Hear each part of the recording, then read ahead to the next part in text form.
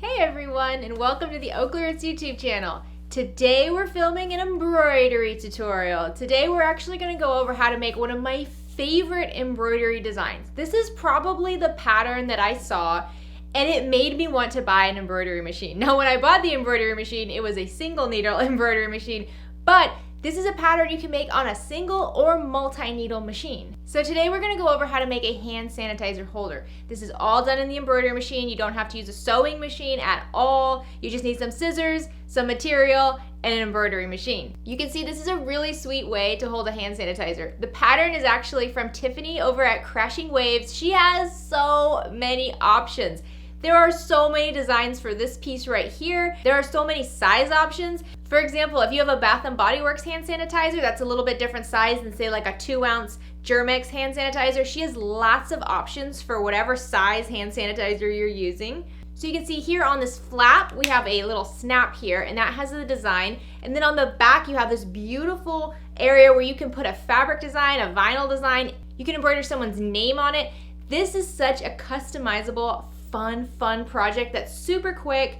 And honestly, especially for 2020, this is one of the most useful crafty items that we can make. We put these on our purses, backpacks, lunch bags, trick-or-treating if they're going trick-or-treating. Make sure they have some hand sanitizer when they go out.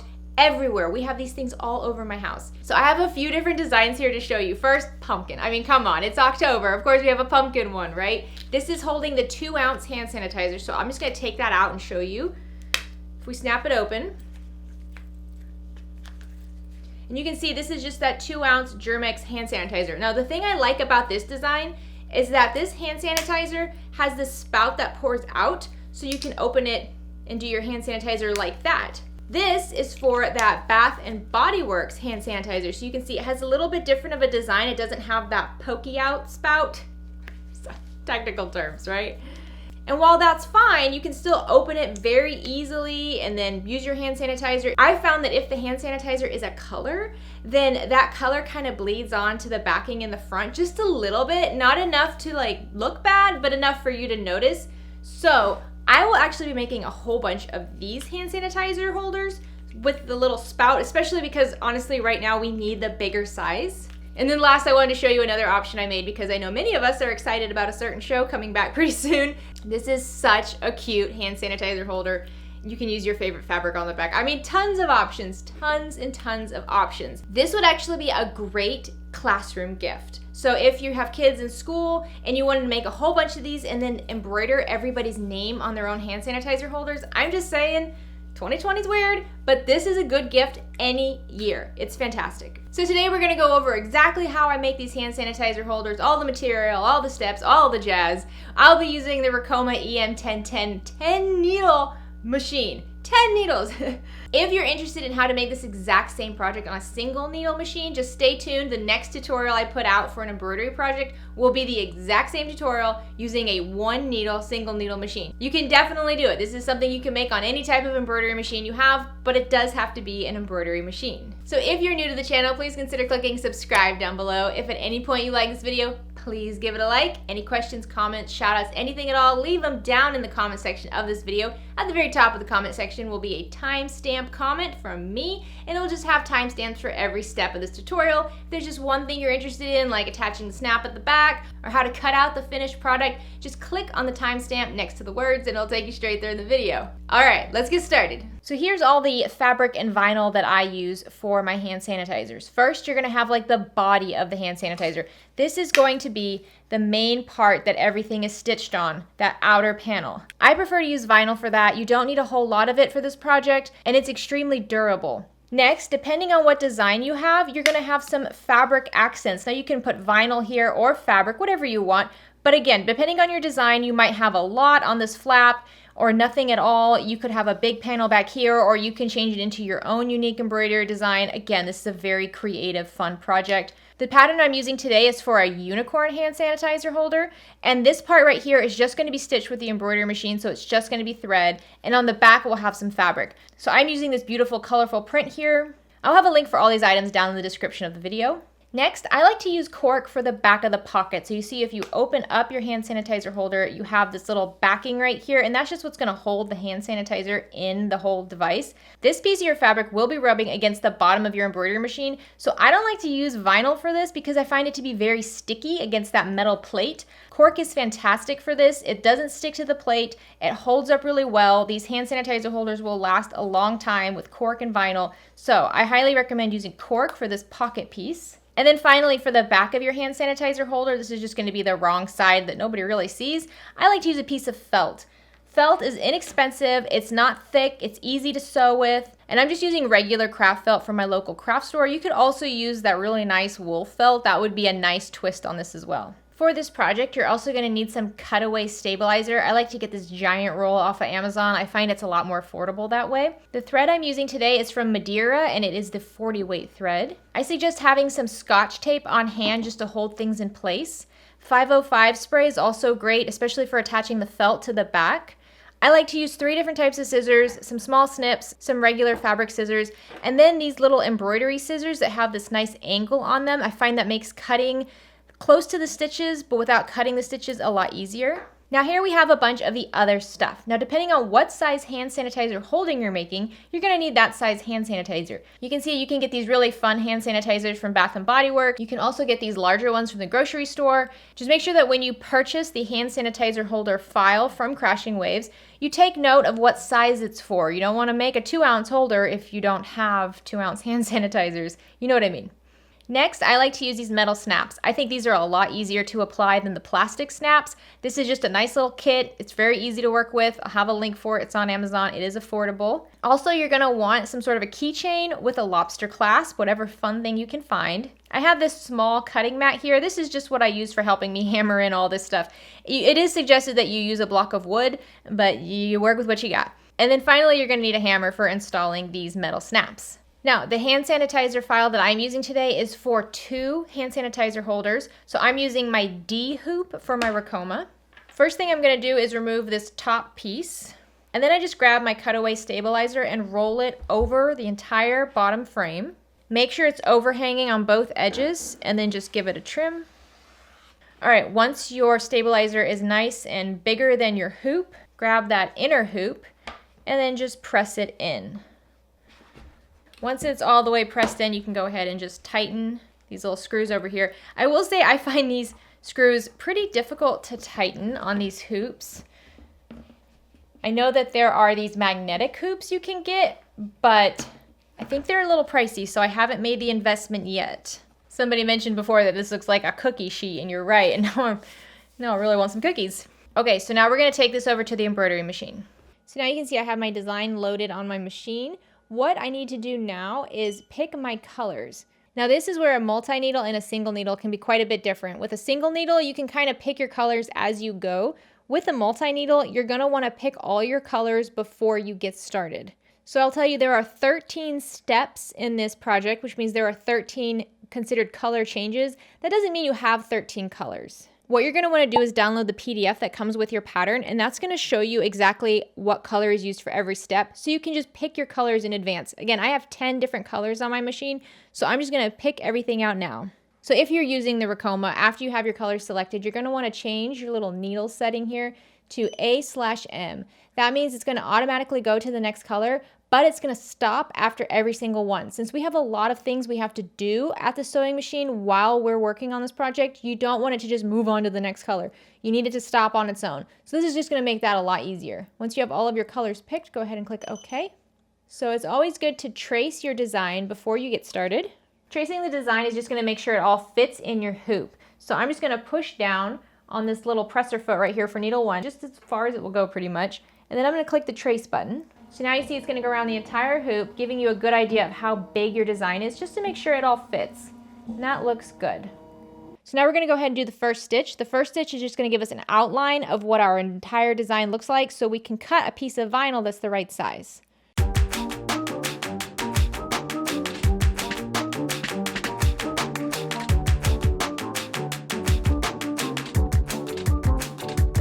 So once this step is done, you now know exactly how big of a piece of vinyl you're gonna need. I just take my roll of vinyl or whatever scrap of vinyl I have and just lay it over the mat. making sure it's covering everything, and then I give it a cut. Honestly, this step is something you can probably skip if you have a big piece of vinyl and you know it's going to fit. This is better for if you have scrap pieces of vinyl and you're not quite sure if it's going to be enough. So I just lay my vinyl over the top of my design, and I'm just going to use a couple pieces of my Scotch tape just to hold the edges down. You really don't have to worry about your vinyl moving around too much, not at this step anyways, but it's always best to be safe. So I'm just going to tape it a little bit on the sides, and now we're going to let this move on to the next step.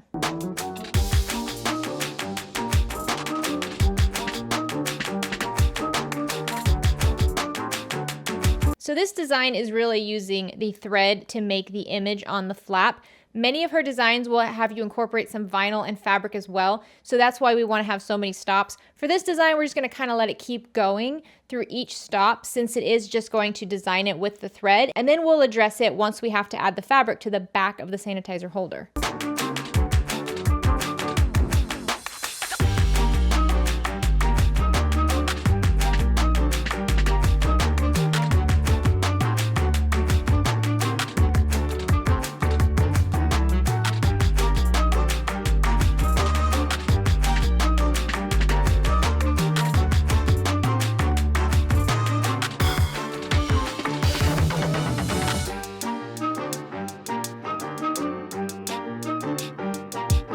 So now we have the design for the flap stitched out, and isn't that adorable? So you don't have to add fabric to your flap to have a really adorable hand sanitizer. So for the next step, we're actually going to stitch out exactly where our fabric's going to go, so we can make sure we cut a piece of fabric that's big enough for that back of the hand sanitizer holder.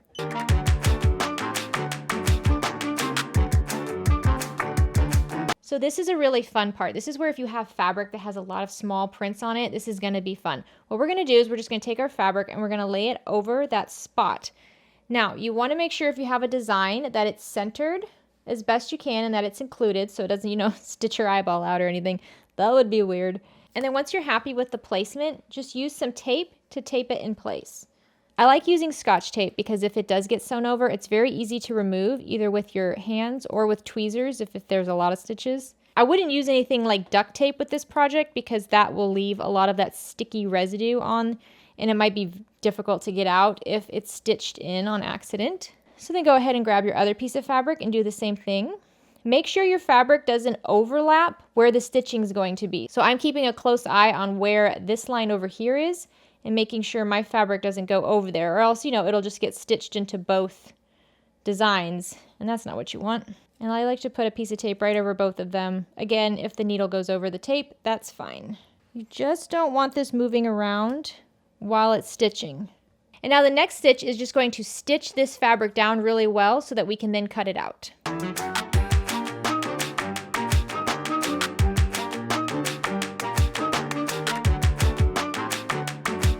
Okay, once this is stitched down, let's go ahead and remove our hoop and cut out the fabric that's outside of that stitching. You could also use vinyl for this step. You don't have to use fabric, just whatever design you want. Let's go ahead and remove all of this tape.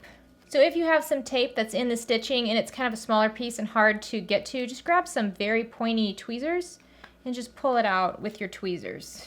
All right, once your tape is removed, go ahead and grab your embroidery scissors and you can just snip the outside of your design. So what I do is I actually pull the fabric up a little bit and then I cut with my scissors.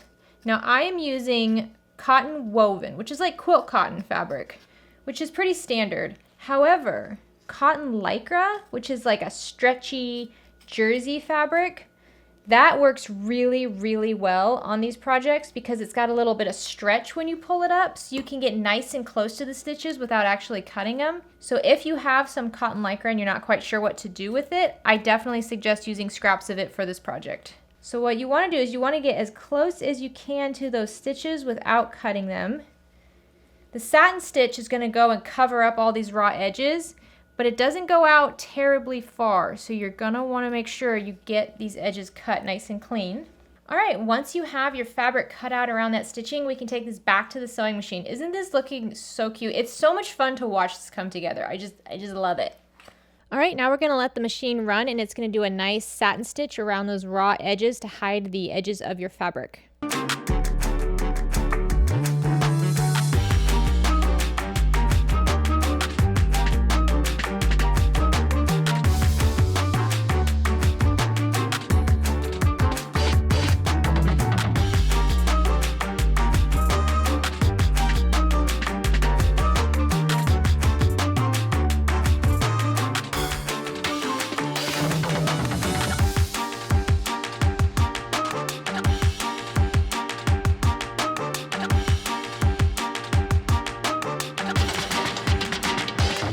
So once you have that satin stitch done, let's go ahead and remove the hoop and work on the back of our design.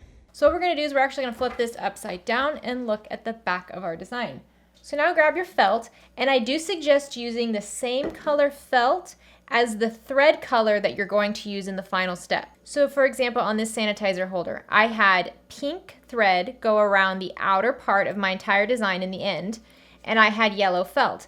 This makes that thread really stand out on the felt, which is fine if your stitches are good. However, I have a very, very bad habit of getting kind of wonky, messy stitches when I'm embroidering anything. It's use your error, it's just what it is. So today what I'm gonna do is I'm gonna use a white thread that goes around the entire area in the end, and I'm gonna use a white backing. That way, if there is some kind of clumping areas, it's not gonna be as noticeable.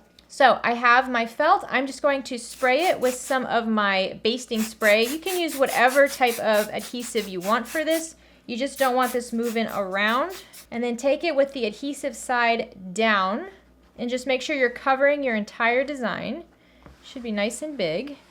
If you want, you can definitely use tape instead of this, or you can use tape as well as this. You just really want this to be nice and firm against the back. So now I'm gonna flip it back over.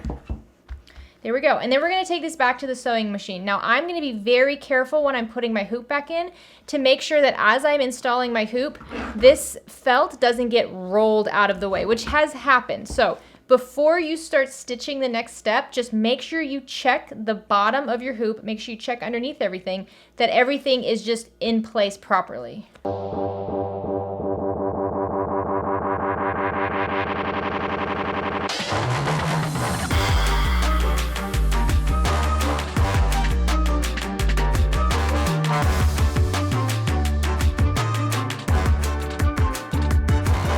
So now let's remove this from the hoop so that we can lay down our cork for the back of the pocket. So now you have a really good idea of how your finished product's gonna look. Of course, since I used white thread, you can't really see it on here, but don't worry, when we cut it out, you'll get a better idea. So let's flip this over so we see the wrong side. If you have any little threads, go ahead and trim those down now. We want this to be nice and clean for every step. Okay, now you can see that we have the pocket area right here with that little curve on the bottom. What you're going to do is take a piece of cork, and you want to have one edge of your cork that has a nice straight line. So if you need to use a rotary cutter and a ruler, go ahead and do that. And we're just going to lay this so that it's about 1/4 of an inch down from the top of the back pocket stitch line. This is a straight line. We want this to be just a little bit further down from that stitch line so that we can easily insert our hand sanitizer here. And we need to make sure it's covering the bottom of the pocket. Now don't worry about this little circle part down here. The stitches on the embroidery machine are going to make sure that this stays open, but you need to make sure that this top line, isn't up here or something and then it doesn't work. So make sure it's nice and below that line, not too far down. I would say about 1/4 of an inch, honestly. So now you're going to definitely want to use tape here. I wouldn't use the fabric spray because you need to be able to get into this. You don't want to use that spray in there. But you're going to want to use a lot of tape. Do not be afraid of stitching going over this tape, because this little piece here, if you're using cork or vinyl, it can shift under the machine very easily. What the embroidery machine is going to do is it's going to go back around this previous top stitch, and then it's going to make its way down. So if you don't have this tape down, it's very likely that the presser foot can just move this cork out of the way, and then it's a whole mess. So this is one step where I really baby the project. I am going to be paying attention to this the entire time it's stitching. All right, now let's go put this back on the machine, and we're going to pay extra special attention to our cork piece and make sure it doesn't get moved out of the way.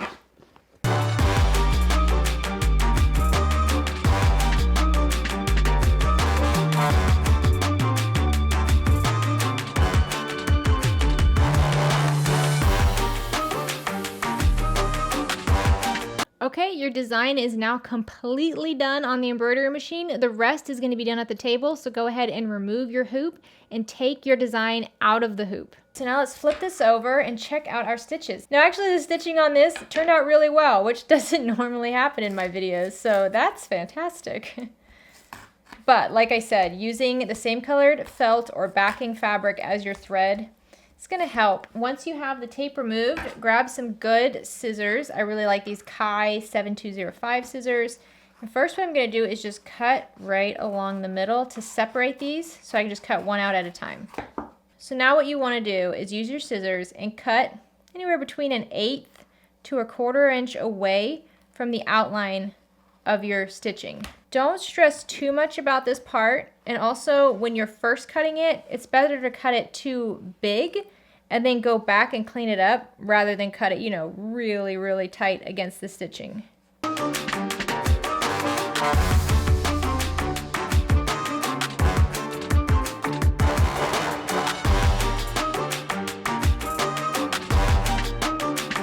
So once you have it cut out, if you have any kind of like raw edges or places that just need a little bit more help, now just go in and clean up those spots. All right, so now all we have to do is add the snap and the keychain and we are done. So first let's mark the spot for the snap on the flap of our closure. I'm just gonna eyeball around the center of this bottom curve down here and just mark a little dot.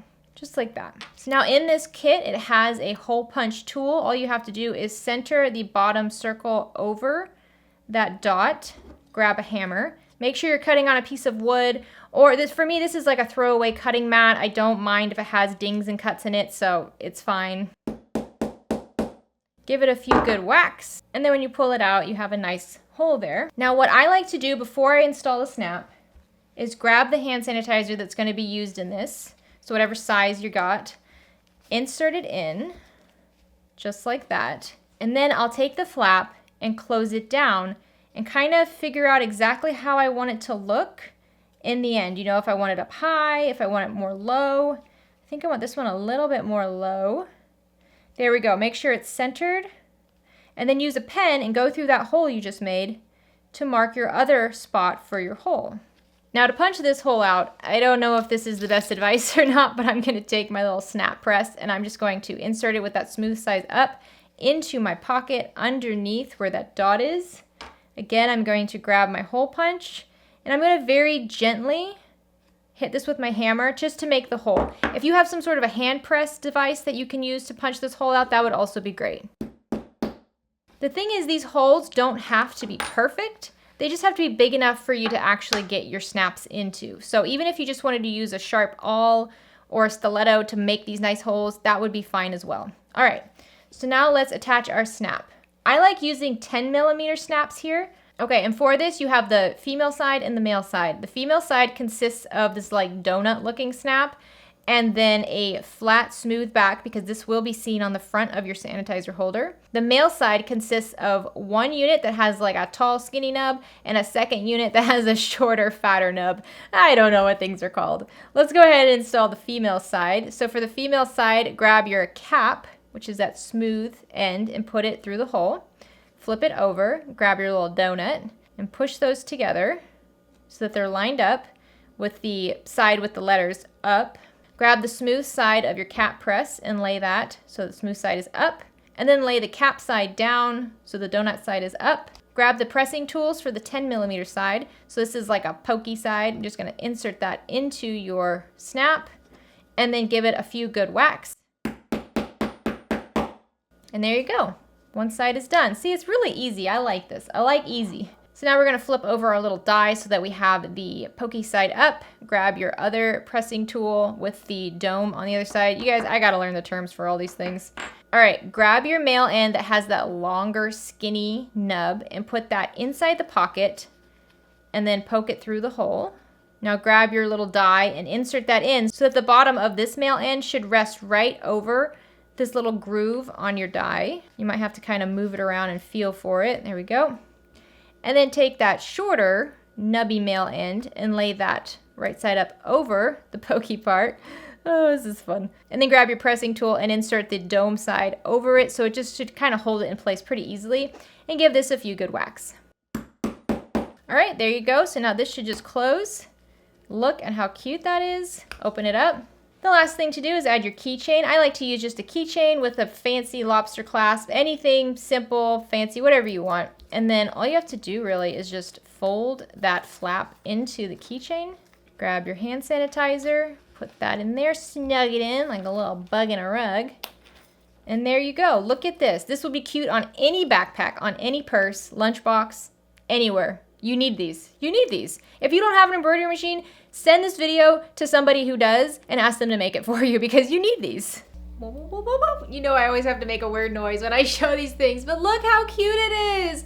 The little unicorn. Again, it's super quick. On an embroidery machine, it does all the work. All you have to do really in the end is add the snap and cut it out. You have some fun fabric. You can just put it on the back. I do highly encourage you to like put someone's name on there. Like I said, I think this would be a great gift for classrooms with each kid's name on it. They could keep it at their desk. This is just so cute. And there are a lot of options. I mean, she has so many designs. Honestly, it's on my bucket list to complete one of every single one of them because I just adore this project. It's actually why I bought my first embroidery machine, was just to make these sanitizer holders. So I make them every chance I get. So I hope that this inspires you to go out and make a whole bunch of these little cutie patooties. Sanitizer is something that we need to all have with us at all times.